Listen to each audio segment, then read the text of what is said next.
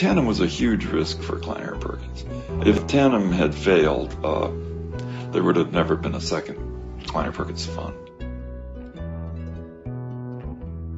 Well, I think I was 33. That was young in terms of people starting companies. But there weren't a lot of people starting companies, so. Well, Jimmy Treybig, very smart guy, very impressive. He had this idea, which he'd carried, not the technical part of it, but the need for a truly fault-tolerant computer. A computer that would never fail. At that time, for instance, the New York Stock Exchange would fail about every day or every other day. And something would go wrong in it, and it would destroy data.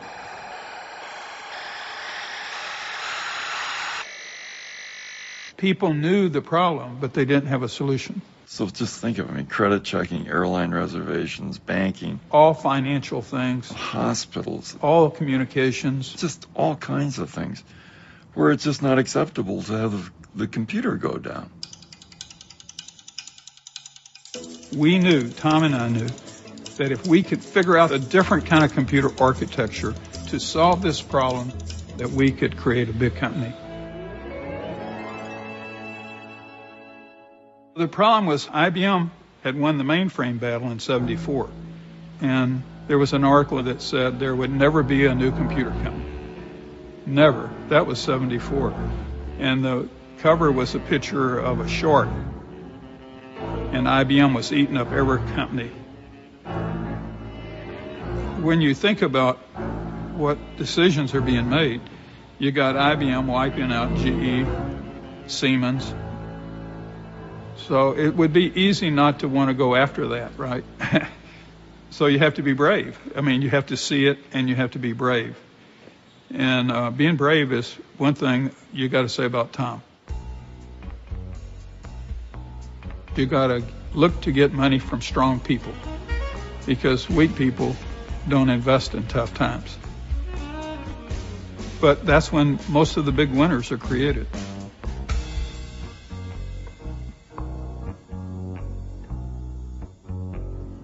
Well, first of all, we didn't want to be the only backers of Tandem. We tried to raise venture capital. I made a trip back east. I remember the first time we gave the pitch. Jimmy was straight out of Texas, a real character, and I didn't think he'd go over very well on Wall Street. He had to take me to buy a suit. He probably shared that. I literally took him to Brooks Brothers and shoes, socks, the works. He always said, I forget what he said, but he could buy the suit, but that still didn't help. And took him back to Wall Street, and of course the first thing he said is, "Well, how do I look? Tom dressed me." Tom was a little more sophisticated than me. But we didn't get the money. Untried management, unlikely idea. Most people would not have thought this was going to be a big winner. But I felt strongly enough about Tandem that even if we had to put up all of the money, we would do it. And then finally, at the last minute, Pitch Johnson put in a small investment. I like to think that Tom felt my presence would be helpful in raising money elsewhere. It ratified our concept. I was credible in those days. Hi, I'm standing here next to a beautiful Tandem computer. I think everyone recognizes this fine computer. It took us a long time to get that first order. The very first customer was Citibank.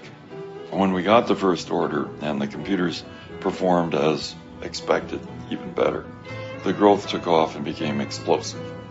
We went 7, 25, 50, 100 million, 200 million, on up to $1 billion, and we were a Fortune 500 company in '82.